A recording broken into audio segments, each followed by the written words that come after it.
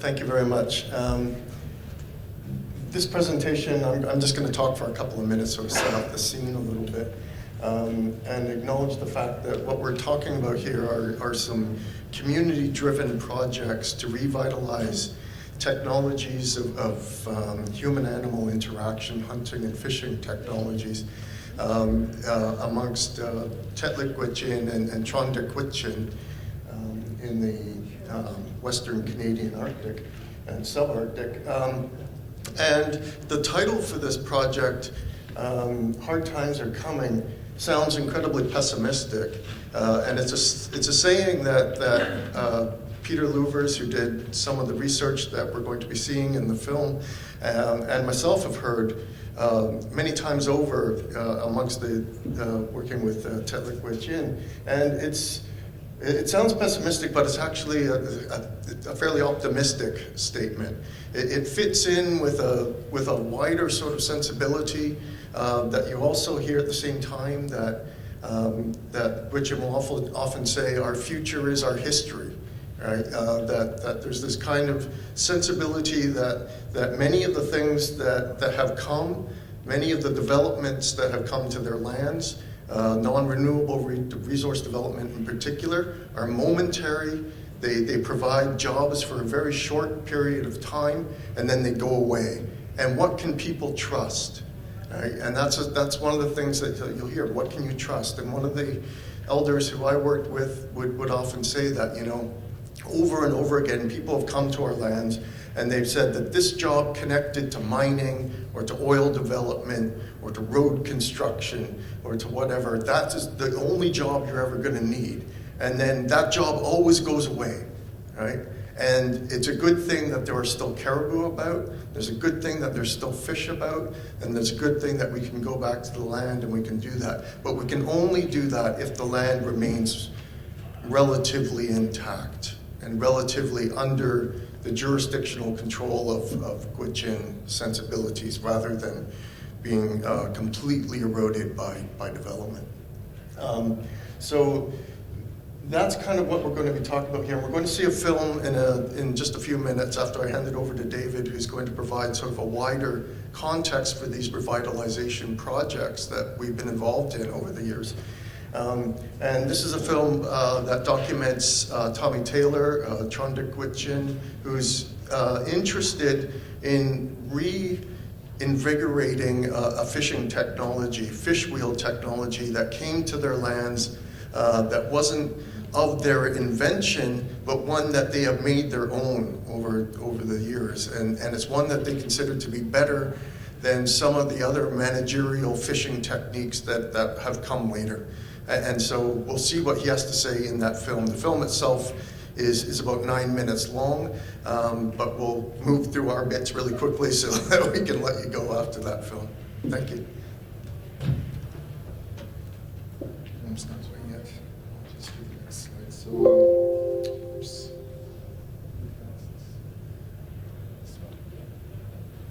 So, thank you for the invitation. We prepared, when we were discussing what would be good to bring to this network, we prepared a few examples, but we don't really have time to go through them all. I wanted to make the link to food sovereignty, that sovereignty is the ability to be able to autonomously produce your food. And as John said to the introduction of this panel, many communities are looking at ways to decouple from industrial sources. And so a lot of the work that we've been doing with our friends and partners has been looking at older technologies and how they can be renewed, often by use of digital and other types of technology that can be added to reintegrate these older ideas into everyday life. We prepared actually 4 examples, but we'll only have the film that shows one, but we had a long discussion about the different ways of reconstructing traditional lodges, out of different materials in different parts of the world. I wanted to talk about this one Sami lodge from northern Norway that controversially was rebuilt in the memories of elders with a covering made out of wool, which fit with a coastal Sami adaptation that has pretty much been forgotten but has now become of much more importance because of the oil exploration that's going on in the North Sea. Many of us have worked for many years on using technologies to recover images of past subsistence from glass plate photographs, which are very difficult to use. But if you digitize them, they're much easier to view. In this one set, we brought these digital images to communities in northern China where people had never seen them because of the effects of the Cultural Revolution, which had destroyed all archaic photographs.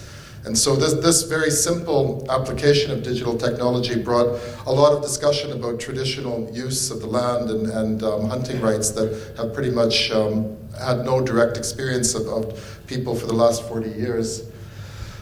Peter Louvers and Rob worked together with re-sewing a kind of a dog pack that was used by dogs before snowmobiles replaced the dogs as working dogs within these communities. And again, that's also a very nice story with its own video attached to it. But the main thing that we would like to talk about is this fish field, for which we have a video that describes it in some detail. So now we can go to the video. Thanks.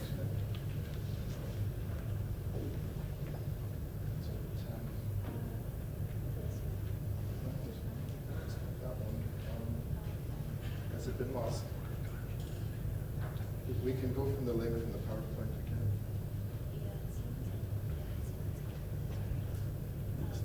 The video itself is just a small clip of a longer film that's being produced, and it's a little bit rough around the edges in places. It's still in sort of its development phase, but hopefully it'll give you a sense of what the final product should look like. Janine Yazzie, born in Gallup.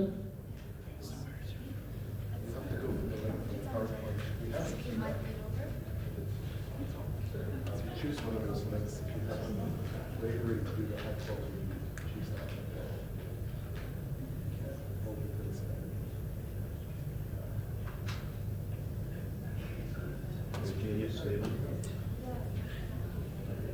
Get close to it. That's what.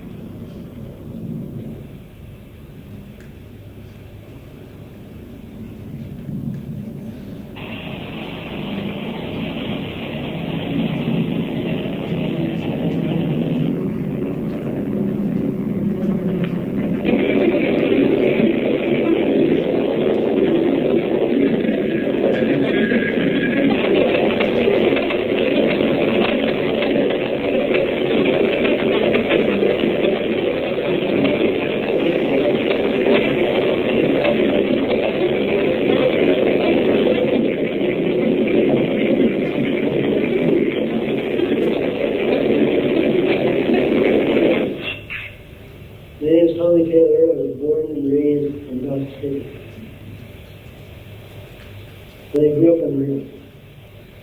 From Dave Taylor. Dave Martha Taylor. And by the way, this is my younger daughter, Amy Taylor, which hopefully would carry on the tradition of building a fishery, you know? Next generation. Next generation. I'm second generation fisherman builder. The fish was invented in 1884 by Chinese. Came to North America early 1900s.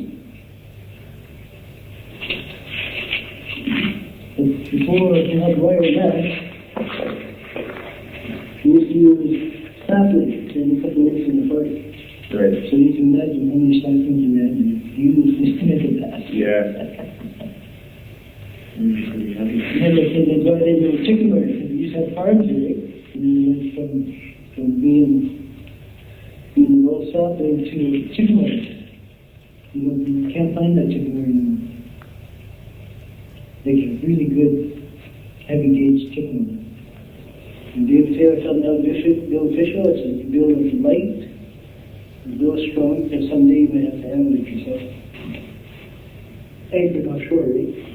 First going this way, and the turns these are the top, both sides. Right. So it pushes the fish wheel around and around and around. As it catches the salmon, from here to shore you have the guide wire underwater. So when the salmon swim up along the river, it hits this guide, and guides them into the scooping basket. Scooping into the basket picks them up, they fall in this chute, fall in the hole. And the rest is history. For the salmon. Yeah, of course, but could eat. And the King's Valley gets here around late June, early July. They finish running around mid to late August. It takes roughly a month for the salmon to get from the chain knife on the end of the mountain river to get the sea. So they average 25, 30 miles a day. And all in June, they're swimming up.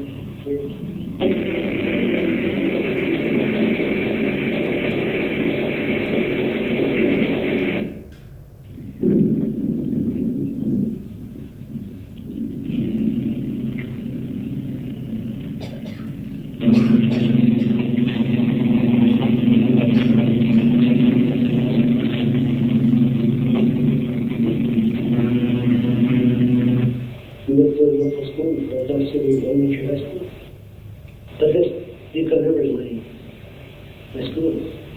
I went to school grade 8, 16, grade 5 because people that want to learn, I couldn't learn what they teach. When you do study got from school, not only me, but other kids, the other kids. And so I quit at 16. I'm fishing in the forest. I'm married for good. Everything else settled up. I was raised in the right? So when I got into tourism, when I thought about it, I thought, well, I do this every day on a normal basis. Why not get people to pay me to show them what I do? So in 1996, I came to Montreal. And I showed them the fish ones, and the fish ones.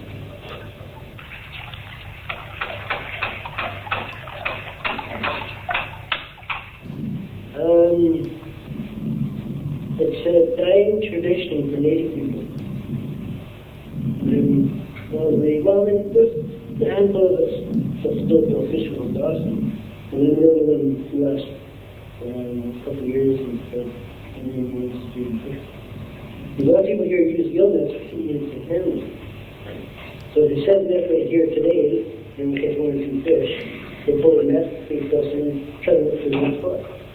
Fish and salmon. But the bad thing about gill nets is you catch more tuna. 50 to 60% female from gill nets compared to a fish wheel. In fish wheel, you can have a lot of catch. Really. So it's still a hole in the box, and you put it right in your swim side. So you have 2 feet deep. It keeps the female alive, so you get the female and steady goes to keep them in. Good job!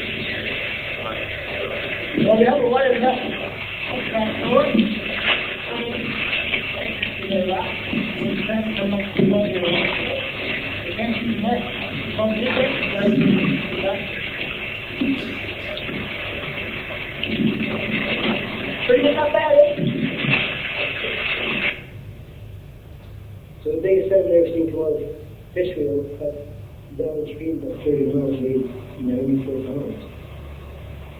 Basically, following my class was 72. Late 60s, early 70s. But the king salmon's been declining the last 10 years, but slowly coming back. 3 years ago, I was catching king salmon in the fish wheel. There was nothing over 10 tons. Then under 10 tons, just a tiny little fish. The other kind of catch big fish.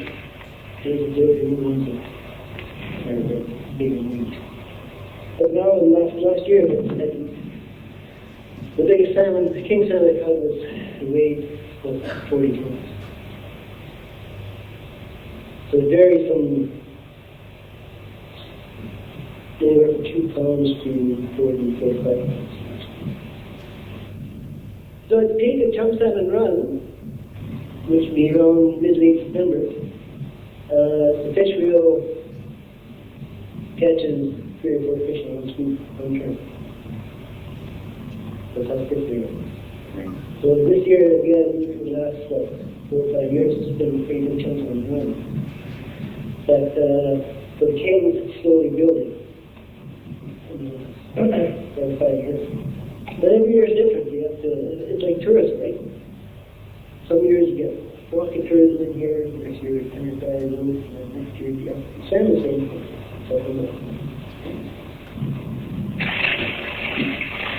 Salmon, just hear this? Salmon come up here.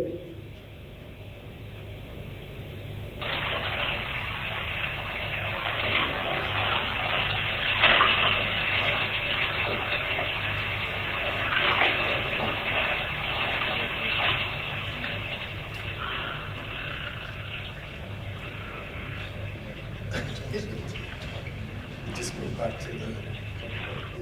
There's a thank you slide that's there.